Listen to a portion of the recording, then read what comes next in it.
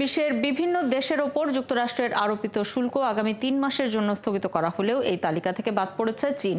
বৃহস্পতিবার চীনের শুল্কের পরিমাণ বাড়িয়ে ১৪৫% করেছে যুক্তরাষ্ট্র।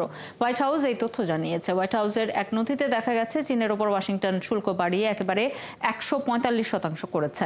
এর আগে চীনের বিরুদ্ধে নতুন করে শুল্ক বাড়িয়ে ১২৫% করা হয়েছে বলে বুধবার ঘোষণা দিয়েছিলেন president Trump.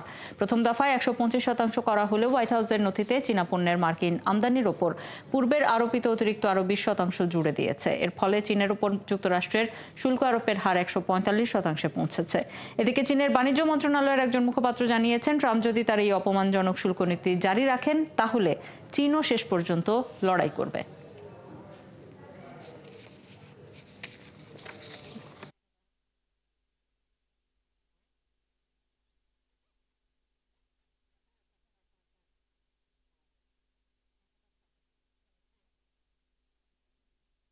একনল hand wash 100% paraben free, তাই নিরাপদ হাতের জন্য আস্থা রাখুন একনলে।